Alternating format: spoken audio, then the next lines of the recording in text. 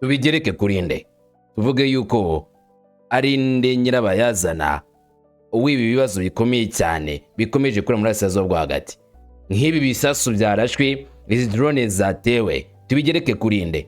Mwaramutse ariko turi tariki 5 z'ukwezi kwa gatanu mwaka 2026, intambara yongeye gutangira bundi bushya Burasirazuba bwo hagati. Iran, Leta Zunze za Amerika bari mwihangana ritoroshye, intambara ikomeye, kurwana gukomeye ndetse n'uburyo budasanzwe bw'imirwano zongeye kuba. Nyuma ko Leta Zunze za Amerika ivuze ko yateguye umushinga plan cyangwa se ipravise ngo ni Freedom Project Freedom muri Hormuz, ngo kubohora Hormuz bakayambura Iran, hanyuma bakayigenzura, bakajya batuma ubwato bwose bunyura muri amura Hormuz nta rutangira, nta muntu butangiriye. Iran yanze kuzemera, none amasasu yatangiye kuvuga arenga ikigobe cya Perse yinjira ku butaka bwa Oman. Mbega gahinda, ubwato bwa Leta Zunze za Amerika ngo Iran yongeye guhamya neza cyane ko ifite ubushobozi budasanzwe bwo guhangana na Leta Zunze za Amerika, aho bagaragaje andi mashusho mashya aho drone za Iran zatatse ubwato bwa Leta Zunze za Amerika bw'ingabo zirwanira mu mazi. Bati n'undi munsi nimuzabashe kutumenyera nta ukora intare mu jisho. Ibyo mumenye neza kandi mwicare mubizi neza, nimuzagire ikosa na rimwe mwifuza gukorera IRGC, nishobora kubihanganira, nishobora gutuza. Icyo yakora gusa no guhangana namwe hasi hejuru ngo bazumve. Gusa ubwo Leta Zunze za Amerika nazo mu buryo butunguranye cyane ziti tugiye guza tubakocore tubarimbure. Donald Trump ati twasenya amato y'abarindwi kandi barimo kubona neza ko dufite imbaraga. Uyu mugabo Donald Trump atangaje amagambo yongeye guhamya neza cyane ko Iran ubayiziye bya nyabyo Burasirazuba bwo hagati. Bamwe mu basirikari bakuru muri IRGC amatangazo batangaje ndayakubwira, nako nge nawe turayasoma. Izo bavuze bahereza karibu igisirikare cya Leta Zunze za Amerika, bati ikaze muri Hormuz, ikaze mu kuzimu, mugiye gupfira hano, muzicuza impamvu mwateye Iran, muzicuza impamvu mwaje gukinira muri Hormuz, agace kadakinirwamo. Kari itangazo ritarimo imiyaga na mikeya.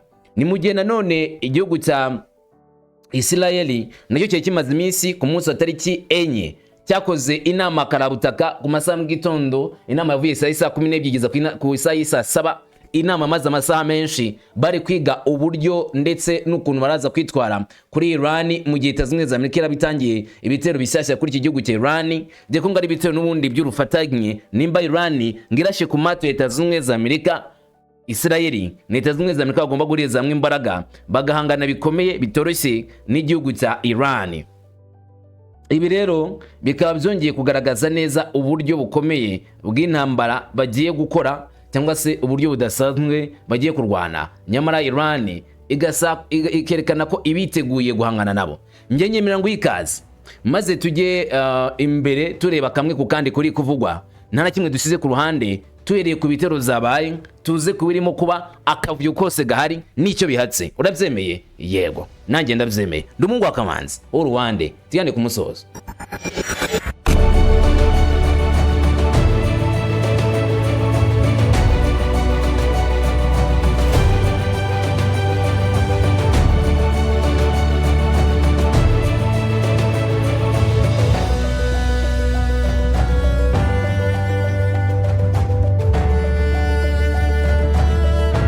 Ubu ngubu none reka tuvuge yuko ibintu byahinduye isura, twivugire ko intambara yongeye kubura nyuma y'igihe cy'agahenge cyarashyizweho ngo hari yenda baribe ko bareka guhangana, ariko bikaba byabaye iby'ubusa n'ubundi hangana ikaba ryongeye kubura bitewe n'uburyo Iran ngo bayitesheje umutwe, nayo ikaba yabaziye itangaza yuko byanga ibikundi bagiye guhangana mu buryo bukomeye. Intambara igiye kongera guhinduka urugamba rw'imbaraga, bagiye kongera kurwana mu buryo bukomeye.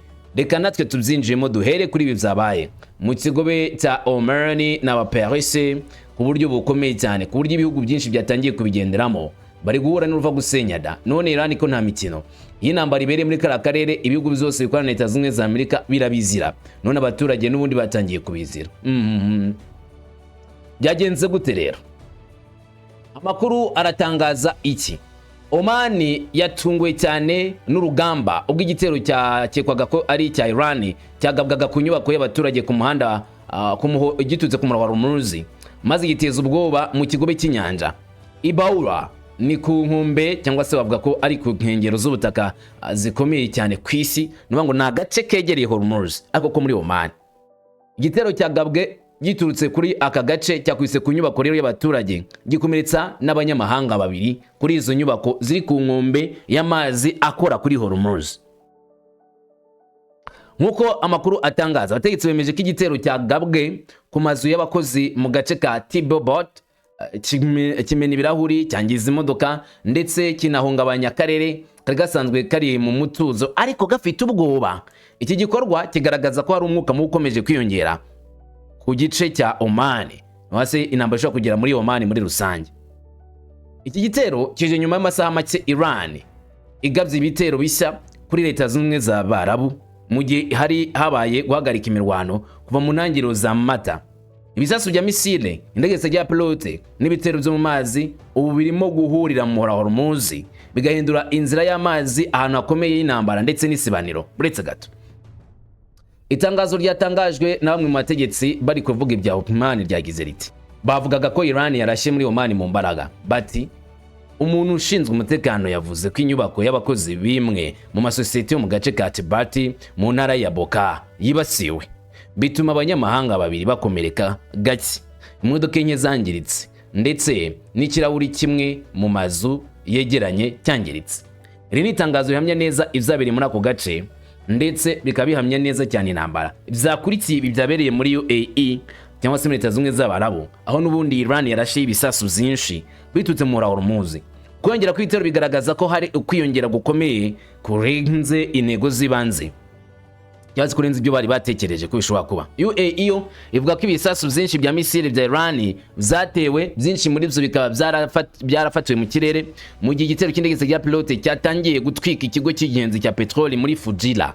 Yes, Fujila muri UAE batunguwe n'igitero cy'indege cya pilote tutse muri Iran cyaje kikibasira inyubako nyinshi muri ako gace ka Fujila. Mu nyanja ubwato bubiri bw'imizigo bwatwitswe, byongera ubwoba ku mutekano w'inzira z'ubwikorezi ku isi.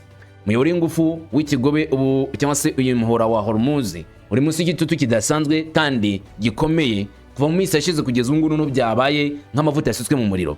Ukwiyongera kw'ibitero kuje nyuma y'ingamba nshya za Leta Zunze z'Amerika zo kongera gufunga cyangwa se guhagarika Iran no gufungura umuhora wa Hormuz no kugarura urujya n'uruza rw'ibicuruzwa mu nzira itunganye ya Hormuz. Ingabo z'Abanyamerika zivuga ko zabonye uburyo bwo guhangana na Iran maze bagatanga inzira ku mato y'ubucuruzi menshi bagomba gutambuka bitewe n'uburyo bari bashyize igitutu gikomeye cyane kuri Iran.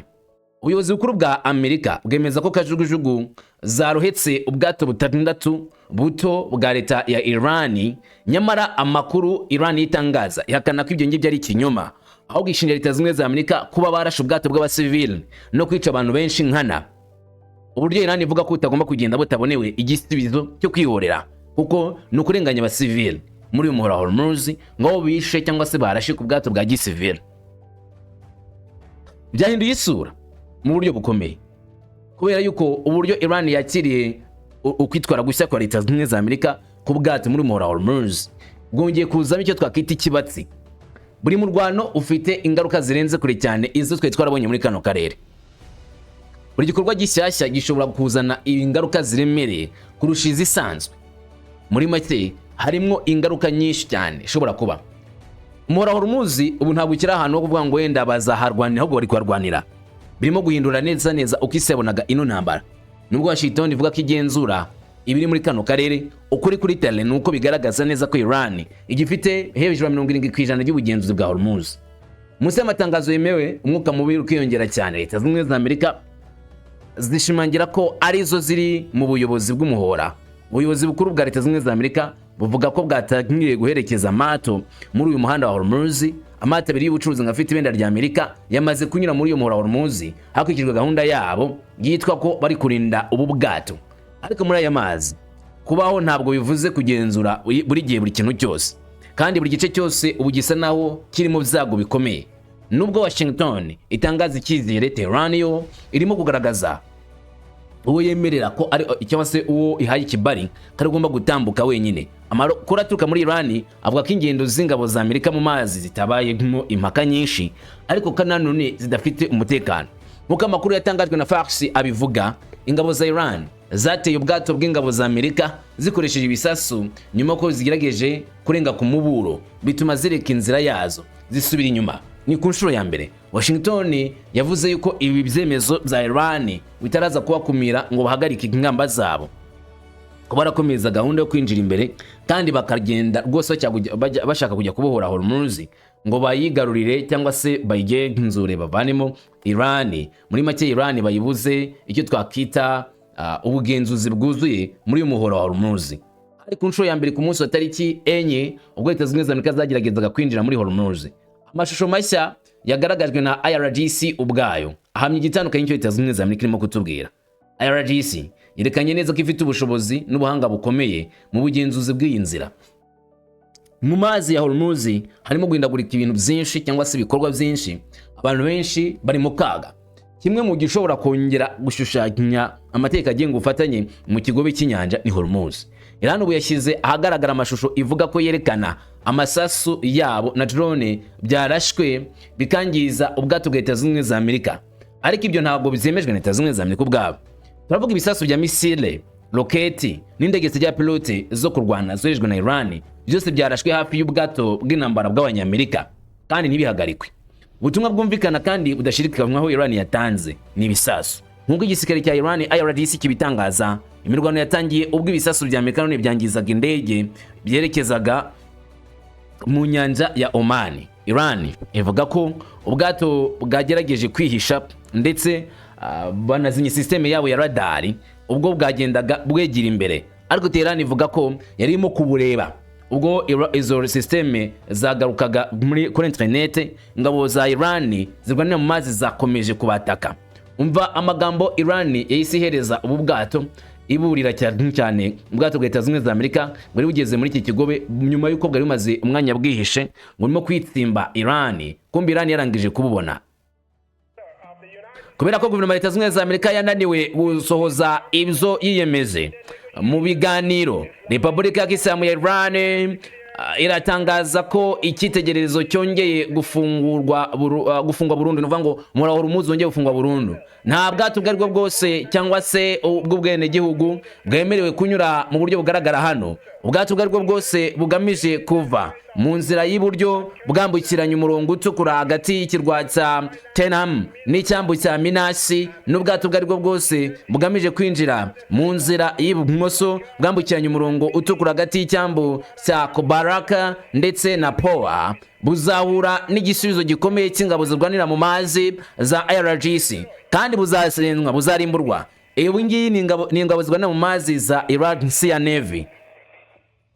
Aya ni amagambo yatangajwe n'ingabo zirwanira mu mazi za Iran ziteguza ubwato bwari bwo bwose ko niba bushaka gutambuka bwinjira muri ariya mazi yo muri Hormuz nta kabuza bugiye guhura n'uva gusenya, bugiye guhura n'isanganya, bugiye kurimburwa. Ibuka ko Leta Zunze Ubumwe za Amerika ariyo ari kohereza ubwato bwabo bw'intambara ngo bujye mu kigobe cya Hormuz, bagiye gufungura ariya mazi, bafungurira muhora amato yose atambuke. Iran yahise itanga itangazo ryageze neza kuri Leta Zunze Ubumwe za Amerika ku bwato bwabo buragerageza gutambuka niyo bwabo bwa gisivili buraza guhura n'uva gusenya, baraza kubwataka.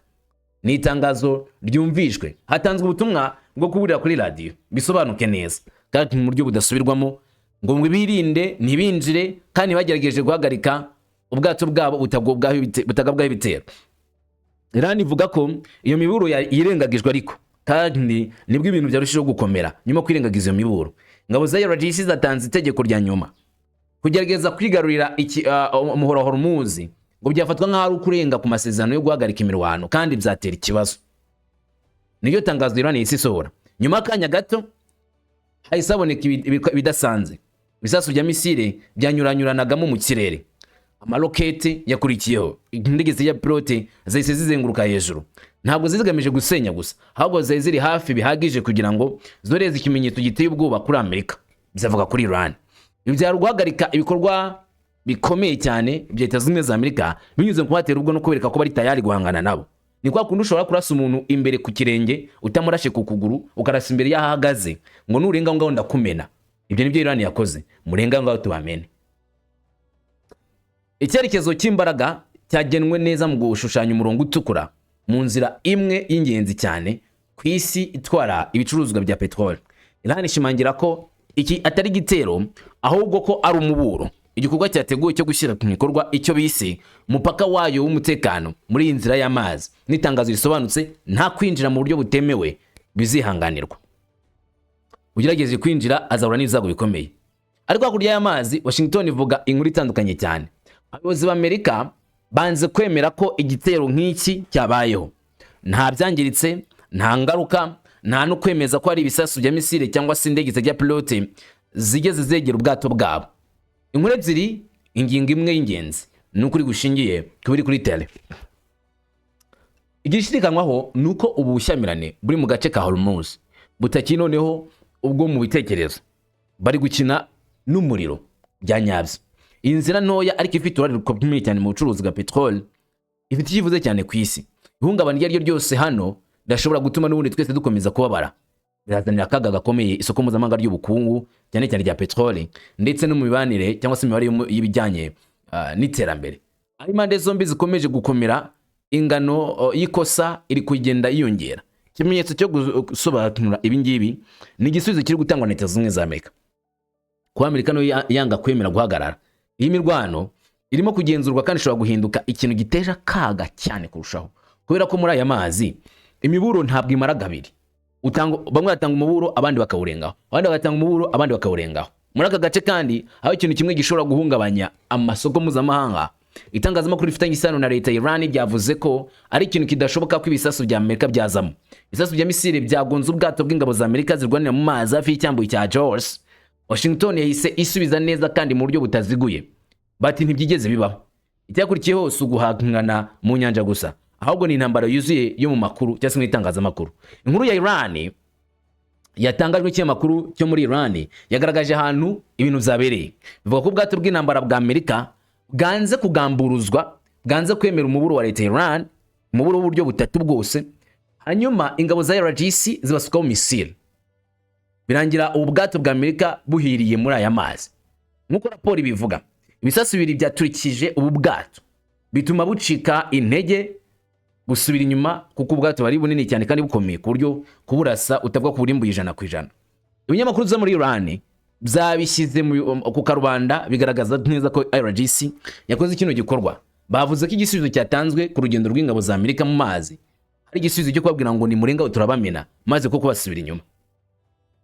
Gusa ngibi hakurya y'amazi magari, Leta Zunze Ubumwe za Amerika yanze aya makuru avuga ko ari inkuru z'impimbano, ngo nta ndege zijya pilote zagabye igitero, nta misile, nta byagabwe ku bwato bwabo, nta cyangiritse. Ni inkuru ebyiri zitandukanye.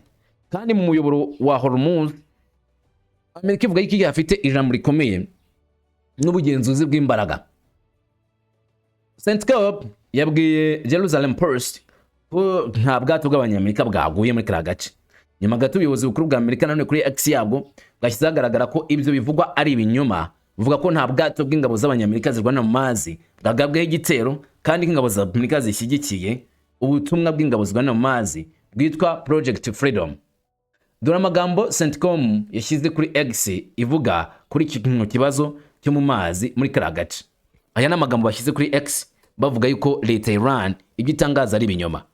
Amerika bagize bati, itangazamakuru rya leta ya Iran rivuga ko itsinda ry'ingabo zirinda impinduramatwara za Iran ryarimbuye ubwato bw'intambara bwa Amerika rikoresheje ibisasu bibiri. Ukuri, nta bwato bw'ingabo zirwanira mu mazi za Amerika bwagabweho igitero. Ingabo za Amerika zirimo gushyigikira umushinga w'ubwisanzure no gushyira mu bikorwa inzitizi z'ingabo zirwanira mu mazi ku byambo bya Iran. Aya ni amagambo yatangajwe na Leta Zunze Ubumwe za Amerika, nko guhakana kiriya gitero, nko guhakana icyo bavuga yuko cyakabwe na Iran ko Leta Zunze Ubumwe za Amerika. CENTCOM irazamagana ivuga ko ari ikinyoma. Nta ngabo za Iran zarashe ku bwato bwa Leta Zunze Ubumwe za Amerika, nta bwato bwa Leta Zunze Ubumwe za Amerika bwigeze bwangirika. Ibintu byose bikiri mu nanjye ari sawa sawa. Ku buryo nyine uvuga ibi ngarimo gusya ku rutirano ni ukubeshya, nta kintu na kimwe kigeze kibaho. Iba ariko nubwo Amerika ibitangaza, bamwe barangije kuvuga yuko irimo kubeshya, kuko iri tangazo rya CENTCOM bwaryo ntisobanura uburyo binjiye muri uyu muriro Hormuz, ngo bavuge uburyo bitwaye mu gihe Iran yabaga itangazo ry'ubukumirizi no kubahagarika, bavuge uburyo bahagaze muri kino gihe Iran ivuga ko itangiye kubataka no kubagabaho ibitero. Ndetse iri tangazo rya Amerika ntinasobanura uburyo Iran ikomeje wenda ikorwa zayo zo kuba wenda byarinda Hormuz, cyangwa se niba koko 100% yananiwe. Ariko Trump we ahamya neza cyane ko iyi ntambara irananira Iran. Iki gikorwa cyatangajwe mbere na Donald Trump cya Project Freedom, kigamije guherekeza no kuyobora ubwato bw'ubucuruzi bwari bwarafatiriwe muri ariya mazi, mu gihe Washington yita inzitizi z'amazi kuri Iran inzitizi z'ingenzi, bivuga ngo ubwato butajya ku byambu bya Iran. Byatangajwe abategetsi ba Iran batangaga umuburo ukomeye mu gitondo cya kare, bihanangiriza ingabo zirwanira mu mazi za Amerika kutinjira mu nzira ya Hormuz kuko bitazabagwa amahoro. Itangazo ryavuye mu buyobozi bw'ingabo za Iran byatangaje ko umutekano wa Hormuz ari wa Repubulika ya Kisilamu ya Iran gusa, kandi rigatera ubwoba ko hazaba igikorwa ku ngabo z'amahanga zizagerageza kujya muri uyu muhora wa Hormuz nta burenganzira. Itangazamakuru rya leta ryatangaje kandi ko ingabo zirwanira mu mazi ya RGC zasohoye ikarita nshya y'uburyo bazarwana naho bazarasa, muri make aho bazarimbura bitewe n'uyu muhora wa Hormuz abazaba bashaka kwinjiramo, by'umwihariko ari igihugu cya Amerika, ko bazagaba ibitero ku bice byinshi muri bihugu z'Abarabu. Ikigo cy'itangazamakuru cya Iran cyitwa Tasnim cyagaragaje ko hari izindi ngingo zagombaga gutegurwa niba ngombwa byongera imiterere y'urujijo. So bwa mbere Iran yihamiriza cyangwa se yihanangiriza Amerika kubw'ibitero bashobora kugaba muri Hormuz, n'uburyo Iran ishobora kwataka imitungo ya Leta Zunze za Amerika, ndetse n'uburyo Leta Zunze za Amerika ishobora guhura n'igihombo gikomeye ubwo gukaza imbaraga kuri Iran. Uko ubwato bukomeza kugenda muri uyu muhora wa Hormuz mu nzira y'ingenzi, cyane cyane ubwato bw'intambara bwa Leta Zunze za Amerika, niko intambara irakomeza gukara, ndetse nako ibintu bishobora kuba bibi cyane mu buryo buteye inkeke, ndetse intambara ikaba yakwirakwira mu karere kose mu buryo nk'ubw'umuriro mu mashara. Tugaruke noneho ku kijyanye n'icyo twakita umuburo wa nyuma wa leta ya Iran ku ngabo za Leta Zunze za Amerika. Ni umuburo wa nyuma ariko utanzwe mu kanya gato gashize. Bati ikaze muri Hormuz, murakaza neza, mugiye gupfira muri kano gace, mugiye gura n'ibyago biremeye, ikaze ni mwinjire. N'amagambo akomeye cyane utegetse bwa RGC bwatangarije Leta Zunze za Amerika yifuza kwinjira muri Hormuz. Mu gihe Leta Zunze za Amerika zivuga ko zigomba gufungura Hormuz, ubuyobozi bwa gisirikare bwa Iran burimo gushinja Washington ikindi kibazo kidasobanutse. Kuri inshuro mu magambo ane gusa niyo bahaye Leta Zunze za Amerika nk'umuburo: 1, 2, 3, 4. Umuyobozi mukuru wa Iran akaba n'uwahoze ari umusirikare mukuru wa IRGC Ali Akbahi Akmakdanian yaburiye Washington kuri uyu wa kabiri, asubiza amakuru avuga ko igisirikare cya Amerika cyahinduye ku mugaragaro amategeko yacyo yo kurwanya imirwano kugira ngo habeho ibitero byihuse ku mitungo ya Iran mu nyanja cyangwa se umuhora wa Hormuz. Bwana Ahmadian yagize ati, ngwino wegere, turiteguye, nimuze mutwegere, turiteguye. Bivuga ko Ahmadian yavuze asubiramo amagambo yavuzwe mbere ko igisirikare cya Iran kimaze imyaka 20 cyitoza guhangana na Leta Zunze za Amerika mu buryo butaziguye. Muri make Iran iri tsinda ngo rikurikira itangazo ryo kuwa mbere ryatanzwe n'umukozi wa Amerika ko ingabo za Amerika ubu zemerewe kugaba ibitero zihutirwa ku mato anyura muri uyu muhora, cyane cyane ku bwato bwihuse bwa IRGC n'ibirindiro za misile bya Iran.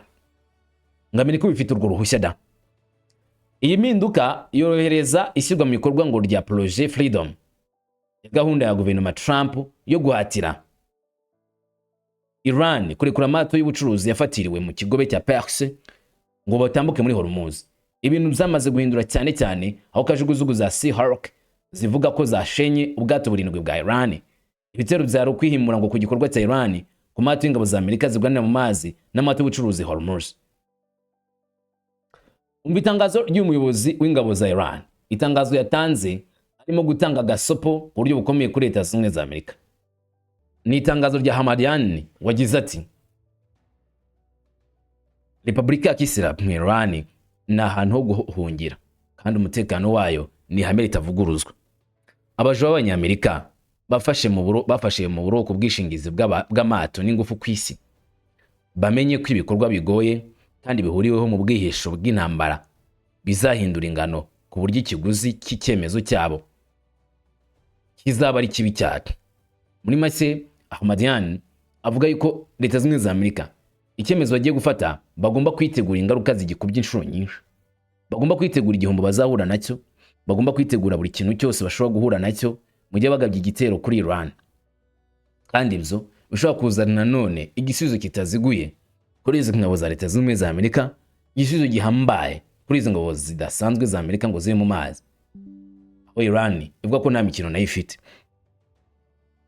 Perezida Trump amaze gutanga umuburo ko Iran izaturitswa ikavanwa ku isi yose nikomeza kwibasira imitungo y'Abanyamerika, kandi RDC ikanga kwemera ko habaho uburyo bwo gutambutsa ubwato buca muri Hormuz. Maze no guhagarika imirwano asa nkaho yahindutse intambara, ahubwo intambara ifunguye muri Hormuz.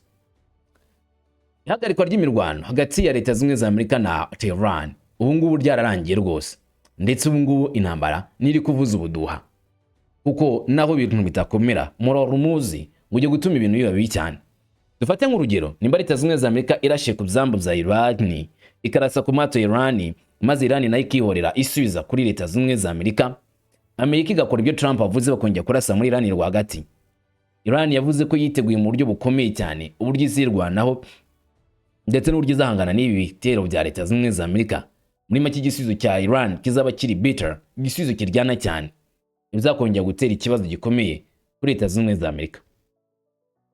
Buri gikorwa cyose gishobora kurwanya Iran gishobora kuzanira ingaruka zikomeye cyane Leta Zunze Ubumwe za Amerika, nk'ubwato bwa Leta Zunze Ubumwe za Amerika bwahura n'ibyago bikomeye. Nyamara Trump dore ibyo atangaza we bakomeje gukorera Iran irimo kwitatsatatsa, ako n'ubundi bemereye nabi. Ati Iran yafashe ingamba zimwe na zimwe ku bihugu bidafite aho bihuriye n'ibikorwa byo mu mazi. Iyi ni Iran Trump. Ati yafashe ingamba zimwe na zimwe ku bihugu bidafite aho bihuriye n'ibikorwa byo mu bwato Projet Freedom, harimo n'ubwato bw'imizigo bwa Korea y'Epfo. Hari igihe kirageze ngo Korea y'Epfo ize kwifatanya n'ubwo butumwa bwacu. Twarashe ubwato butandatu buto cyangwa burenga nk'uko bakunda kubwita, ubwato ngo bwihuta speedboat. Nibyo basigaranye gusa. Uretse ubwato bwa Korea y'Epfo, kuri ubu nta cyangiritse cyanyuze mu nzira y'amazi ya Hormuz. Umunyamabanga w'intambara Pete Hegseth na perezida w'abayobozi bakuru w'ingabo Dan Kenny bazajyana inama n'abanyamakuru ejo mu gitondo. Murakoze kubw'intego yanyu kuri iki kibazo, Perezida Donald J. Trump. Niyo magambo yashyize kuri X agaragaza ko Iran bayirimburiye ubwato bwabo speedboat butandatu cyangwa se ngo burindwi. Ikindi kandi ngo ubwato bwakumiriwe ngo nuko burimo ubw'ibihugu bidafite aho bihuriye n'iyi ntambara, burimo bwa Korea y'Epfo, ngo aho ari igihe cyageze na Korea y'Epfo ngo yinjiye muri iyi ntambara. Amerika yagiye itumira ibihugu byinshi kuza kwifatanya nayo mu rugamba, ariko nta gihugu na kimwe kigeze gisubiza ubusabe bwa Leta Zunze Ubumwe za Amerika. Ntibizwi neza niba Korea y'Epfo ivuzweho na leta na bwana Donald Trump yo iraza kwitabira ubutumire kugira ngo ijye kurwana na Iran. Gusa benshi bashimangira cyane ko uko ibintu bimeze kuri ubu ngubu bigaragaza neza ko intambara igeze ku rwego umuntu atapfa kwifuza kuyijyamo, kuko aho bigaragaza neza ko Leta Iran niba igiye guhangana bikomeye cyangwa se bitoroshye n'igihugu cya Leta Zunze Ubumwe za Amerika muri umuhora Hormuz, hanyuma agakocuraniramo rwagati bagahanganamo bikomeye cyane, zongera gutera ikibazo gikomeye cyane kuri iki gihugu cya Amerika. Ariko atari cyo gusa n'ibihugu z'Abarabu. Ubundi ibihugu z'Abarabu bisa nkaho ari babandi bazira ubusa, babandi bahura n'ibyago ugasanga barimo kuzira kamama. Urugero, ubu inganda zabo zimwe na zimwe zagiye ziraswaho. N'ubu ngo tarashwe Fujila, harashwe na Leta Iran muri UAE, Bahrain, abantu bamwe banakomeretse, imodoka zatwitswe n'inyubako zatwitswe. Nyamara ntago aribo batangije intambara, unabari kuzira kamama ka Leta Zunze Ubumwe za Amerika. Bishoboka cyane ko igihe kizagera hari yenda bakiteranya ahubwo na Iran bakavuga ati Amerika nituzanira akaga gakomeye. Ubundi Hormuz yari ifunguye mbere ko Leta Zunze Ubumwe za Amerika zitera. Igisubizo ni yego. None kubera iki uyu munsi abantu bashinja Iran gufunga Hormuz? Kuki badashinja Leta Zunze Ubumwe za Amerika ko ari yo nyirabayazana yo kuba Hormuz ifunze? Nako Iran yibaza. Kuki mutubwira ngo dufungure Hormuz ntimuvuga uwatumye Hormuz ifungwa? Ari Leta Zunze Ubumwe za Amerika. Byari bya bindi bivuga ngo uhagarike n'ingwa aravoma. Amerika igomba kuvugwa uko ishatse cyangwa se igomba kuvuga icyo ishatse, abandi bakabizira. None niba ari gutyo bimeze, Donald Trump ntabwo yaba arimo gushora isi mu kaga ndetse no guca mu isi bice ngo bamwe bashyigikire ubugome bwe, abandi bashyigikire ibikorwa bya Iran bizatume isi yisanga mu ihangana rikomeye, ihangana ritoroshye, intambara ishobora gukwira akarere kose ikagira ingaruka ikomeye cyane ku isi. Njye namwe tegereza amasaha ari imbere byahatse. Komeze kubana natwe muramye byinshi. Amahoro.